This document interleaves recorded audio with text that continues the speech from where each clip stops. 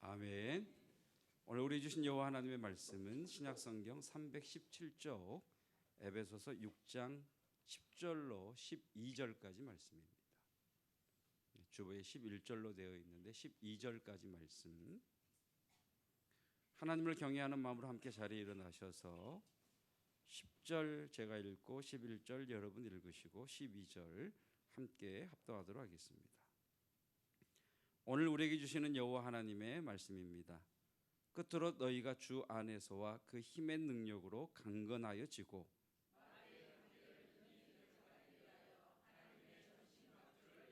우리의 씨름은 혈과 육을 상대하는 것이 아니요 통치자들과 권세들과 어둠의 세상 주관자들과 하늘에 있는 악의 영들을 상대함이라. 아멘. 하나님의 말씀입니다. 자리에 앉으시겠습니다. 트랜스포메이션, 변화, 변혁 세 번째 시간, 우리 제목 한번 읽어보겠습니다. 의심, 믿음을 향한 역동적인 갈등. 자, 여러분 지금 내 앞에 거울이 있다고 한번 생각을 해보시죠. 자, 여러분 앞에 거울이 있습니다. 자, 이 거울 속에 비치는 내 모습을 볼 때 하나님과 교제하는 기쁨이 넘치는 성도의 모습이 비치십니까? 아니면 삶에 지치고 채여서 피곤하고 낙심한 모습이 보이십니까? 여러분, 그 거울 속에 있는 내 모습이 예수님 믿는 그 믿음 때문에 역동적이고 기쁨이 있는 그런 모습이십니까? 아니면 하나님이 계신가? 정말 하나님이 계신가 하는 그런 의심에 지쳐있는 모습이신 것 같으십니까? 여러분 이런 생각해 보신 적 있으시지요? 아, 하나님은 정말 계실까? 제가 믿음 좋은 분에게 물어봤습니다. 의심이 안 드느냐고, 신앙생활 하는데 의심이 없느냐고. 근데 그분이 그러더라고요. 의심이 많다고. 의심이 많다고 그러더라고요.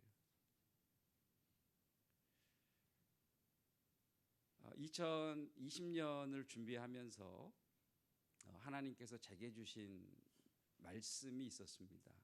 그 말씀은 껴안다라고 하는 말씀이었습니다. 그러니까 제 앞에 어떤 것이 있을 때 그것을 피하지 말고 외면하지도 말고 밀쳐내지도 말고 그것을 껴안아라. 그것을 껴안고 그것을 껴안음으로 그것을 극복하고 그것을 극복해내므로 너의 성장의 재료로 삼아라. 이런 말씀을 2020년을 시작하면서 주셨습니다. 여러분, 목사에게 주신 하나님의 말씀이라면 교회에 주신 말씀이요 여러분에게 주신 말씀이라 생각이 됩니다. 여러분 앞에 무엇이 있든지 외면하고 싶고 도망가고 싶고 밀쳐내고 싶고 주저앉고 싶은 그 앞에 있는 것을 껴안으시고 그것들을 극복해내시고 그것들을 도리어 여러분의 성장의 재료로 삼는 2020년이 되시기를 주님의 이름으로 축복합니다. 이것을 역설이라고 그러죠. 역설. 밀어내고 외면하고 피해야 되는데 도리어 껴안아서 극복함으로 나의 성장의 재료로 삼는 것, 이것을 역설이라고 이야기를 합니다. 신앙생활을 함에 있어서 의심은 우리의 믿음에 치명적인 손상을 입히지요. 그런데 러시아의 문호인 도스토옙스키라고 하는 사람은 이 의심에 대해서 이런 이야기를 했습니다. 나의 믿음은 의심의 영광로를 통해 태어났다. 역설이죠.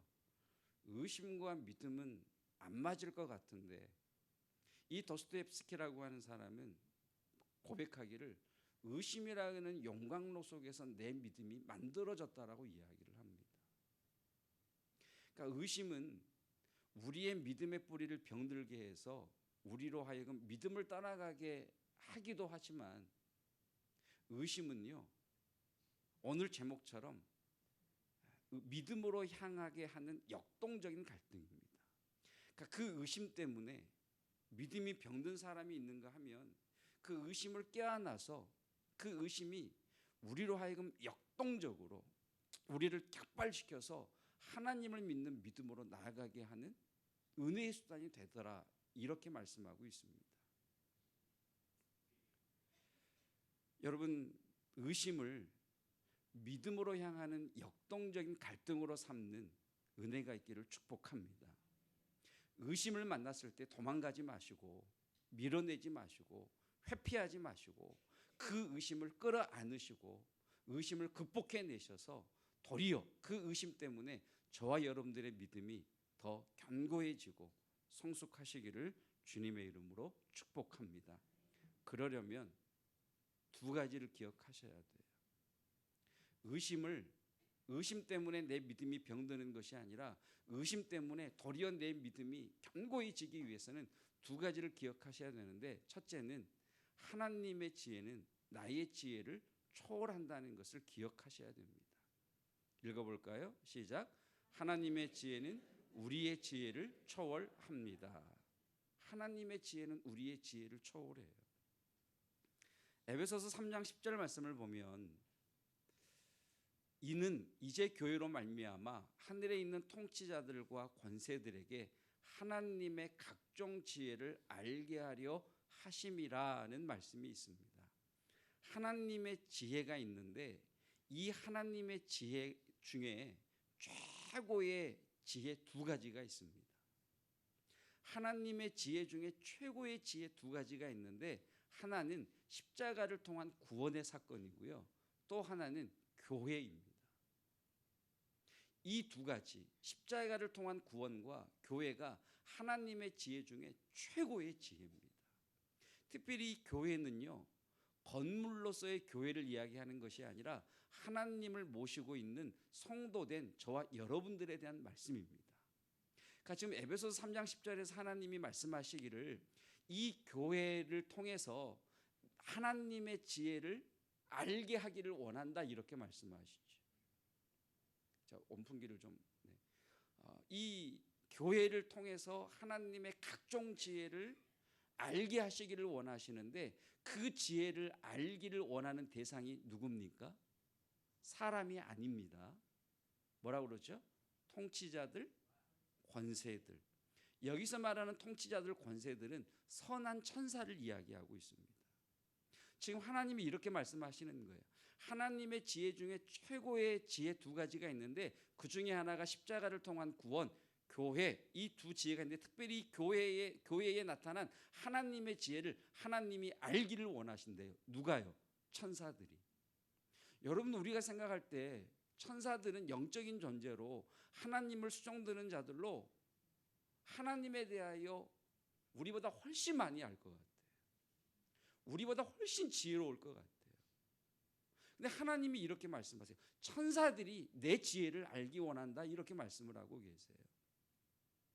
자, 이것을 베드로전서 1장 12절 말씀을 보면, 이 섬긴 바가 자기를 위한 것이 아니요 너희를 위한 것임이 계시로 알게 되었으니 이것은 하늘로부터 보내신 성령을 힘입어 복음을 전하는 자들로 이제 너희에게 알린 것이요 천사들도 살펴보기를 원하는 것이라 라고 말씀하십니다.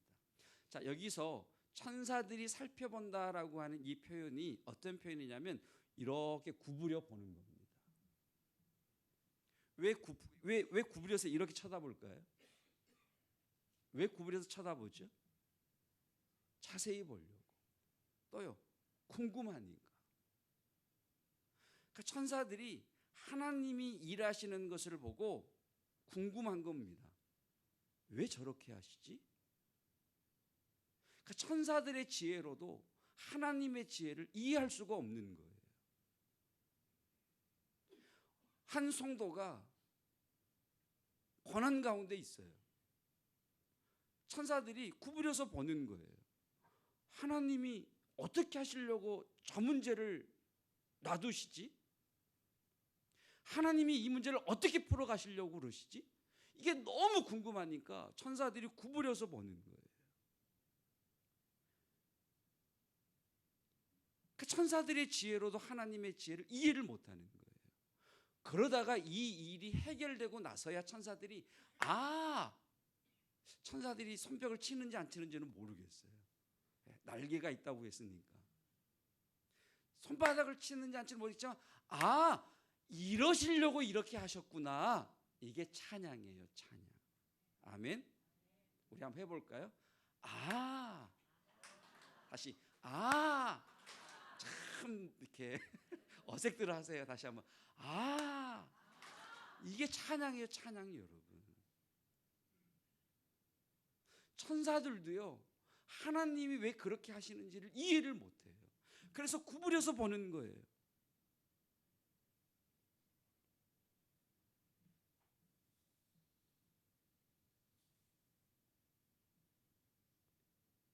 교회에게 성도들에게 일어난 일들을 보면서 천사가 궁금해하죠. 이 일이 어떻게 되려고 그럴까? 하나님은 이 문제를 어떻게 하실까? 너무 궁금한 거지. 여러분, 하나님의 지혜는 천사의 지혜도 초월하십니다. 시편 76편 10절 말씀에 진실로 사람의 노여움은 주를 찬송하게 될 것이요 그 남은 노여움은 주께서 금하시리라. 세 번역 읽어볼까요? 밑에 시작. 진실로 사람의 분노는 주님의 영광을 더할 뿐이요 그 분노에서 살아남은 자들은 주님께서 허리띠처럼 묶어버릴 것입니다. 이것도 역설이죠. 사람이 분노해요. 화를 내요. 사람이 분노하는데 그것이 하나님을 찬양하는 거예요. 내가 화를 내는데 그것이 하나님께 영광을 더하는 거예요. 말이 안 되잖아요. 자, 이게 무슨 말이냐면 성도인 내가 내 앞에 놓여 있는 것을 딱 맞닥뜨렸을 때 분노가 일어나는 거예요. 아니, 하나님이 계시다면 왜 내게 이런 일이 일어나게 하신 거지? 하나님이 정말 계신 거야? 하나님은 왜 내 기도를 안 들어주시지? 왜 내게 자꾸 이런 문제가 생기는 거야? 분노가 일어나는 거예요. 왜? 이해할 수 없으니까. 그런데 나중에 이러시려고 하나님이 그러셨구나. 그래서 분노가 뭐가 돼요? 찬양이 되어버리는 거예요. 여러분, 이 은혜가 있기를 축복합니다. 이 분노를 경험한 사람, 그래서 세번역에 보면 그 분노에서 살아남은 자를 주님께서 허리띠에 묶어버리신대요. 하나님께 바짝 달라붙어서 하나님을 신뢰해버리는 거예요. 여러분, 하나님의 지혜는 우리의 지혜를 초월하십니다.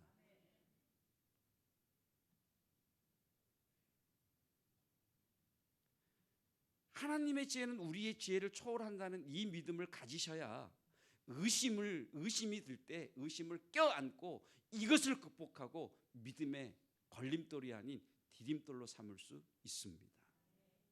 하나님은 우리보다 지혜로우십니다. 우리의 지혜를 초월하신 하나님이십니다. 그래서 우리는 이렇게 고백하는 거지. 이해할 수는 없지만 틀림없이 하나님의 선하신 뜻이 있음을 믿습니다. 두 번째 기억하실 것, 의심의 순간에 필요한 것은 하나님에 대한 신뢰입니다. 다시 읽어볼까요? 시작. 의심의 순간에 필요한 것은 하나님에 대한 신뢰입니다.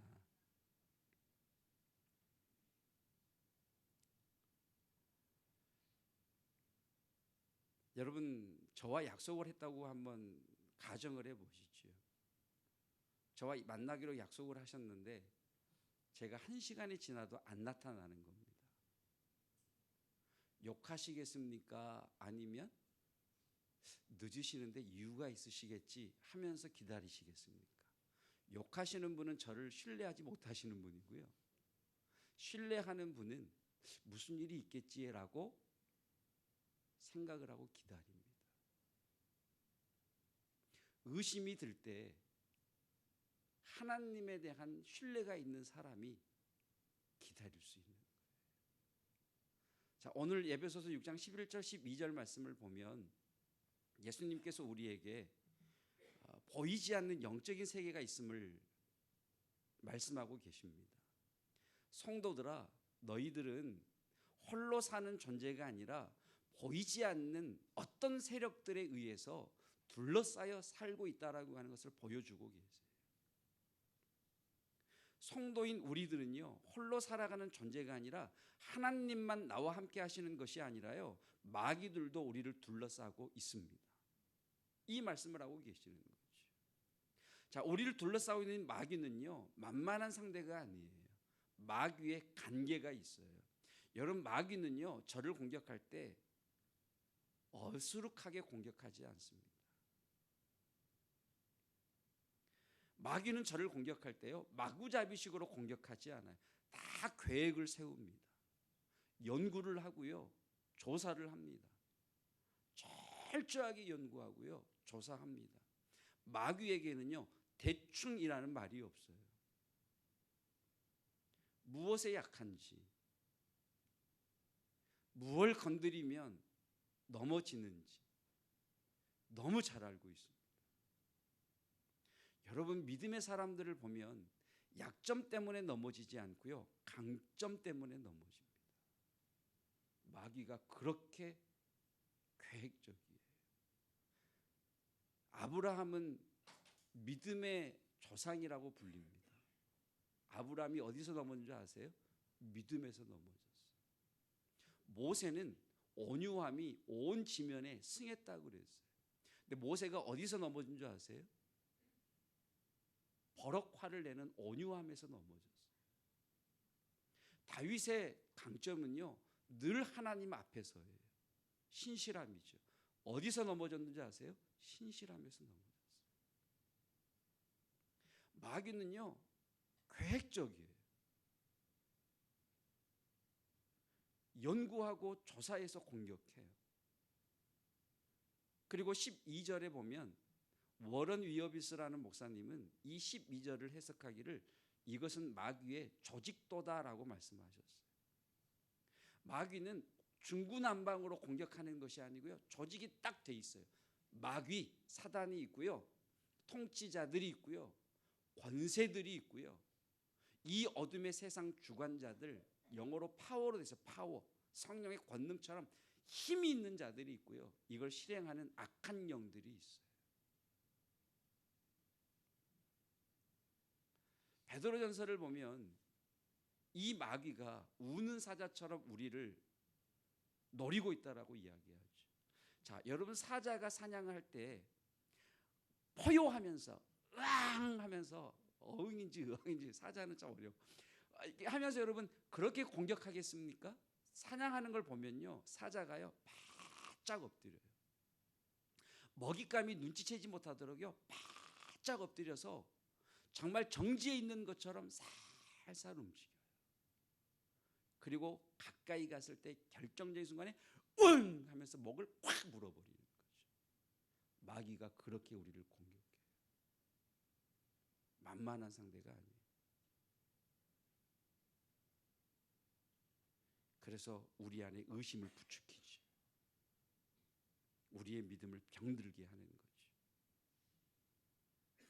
그래서 우리에게 필요한 것이 믿음이에요. 믿음은요, 보이지 아니하시는 하나님과 이해되지 않는 이 일을 받아들이는 통로예요. 다시 정의합니다. 믿음은 보이지 아니하시는 하나님을 받아들이는 통로이고요, 이해할 수 없는 문제 앞에서 나의 지혜를 초월하신 하나님의 지혜 때문에 그것을 껴안는 것을 믿음이라고 이야기를 해요. 여러분, 이 믿음으로 승리하시기를 축복합니다. 그래서 하나님께서 하나님의 지혜를 찾게 해주는 것이 역설적이게도요, 의심이에요. 의심. 하나님의 지혜를 찾게 하는 것이 역설적이게도 의심이에요. 그래서 의심의 이름이 믿음으로 가는 역동적인 갈등이에요. 갈등이 그냥 갈등이 아니고요. 막 일어나는 갈등이에요. 여러분, 그 의심이 믿음으로 향하는 역동적인 갈등이 되시기를 축복합니다. 자, 이 에베소서 6장 11절 12절의 말씀을 다니엘서 10장에서 정확하게 사건화되어 있어요. 자, 다니엘서 6장 10장 12절을 보면 다니엘이 하나님 앞에 나가서 기도해요. 다니엘이 하나님 앞에 나가서 기도할 때에 첫날부터 내 말이 응답받았다라고 말씀하세요. 다니엘이 이 지상에서 기도할 때 하나님이 첫날 응답하셨어요. 여러분, 우리가 기도하기 시작할 때 하나님이 이미 응답하셨습니다. 자, 그런데 13절 14절을 보니까 보이지 않는 세계, 우리가 알지 못하는 세계에 어떤 일이 있었어요. 어떤 일이 있었느냐면 다니엘이 기도하는 첫날 하나님이 가브리엘에게 야, 이 응답 가지고 빨리 다니엘에게 가라 이렇게 명령을 받고 가브리엘 천사장이 출발을 했어요. 이 가브리엘 천사장이 출발을 했는데 바사국의 군주 마귀와 통치자들과 권세들과 이 어둠의 세상의 주관자들과 하늘의 악한 영들이 가브리엘을 막아선 거예요. 며칠 동안이요? 21일 동안. 자, 보십시오 여러분. 이 땅에서 다니엘은 지금 기도하고 있어요. 기도한 첫날 하나님은 응답하셨어요. 그런데 21일 동안 응답이 없어요. 다니엘의 마음에 의심이 생기죠. 왜 하나님은 응답하지 않으시지? 하나님은 정말 계신가? 왜 하나님 응답이 없는가요? 왜 기도하는 응답이 없지? 의심이 생겨요. 그런데 이 보이지 않는 세계에서 어떤 일이 있었다고요? 지금 영적인 전쟁이 일어나고 있는 거예요. 사람들이 가로막고 있는 거예요. 왜? 이게 응답되면 큰일 나니까. 이게 다니엘에게 응답이 가버리면 감당이 안 되니까. 자, 이 다니엘이 이 21일 동안은 이미 응답이 된 21일이에요. 근데 그 마음에 의심이 생기죠. 그때 다니엘이 19일째 기도를 포기했다면 어떻게 되었을까요?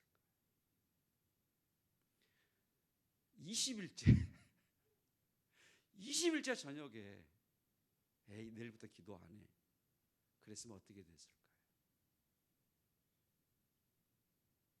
저는 이 사건 이후에 다니엘의 믿음이 확 달라졌을 것 같아요.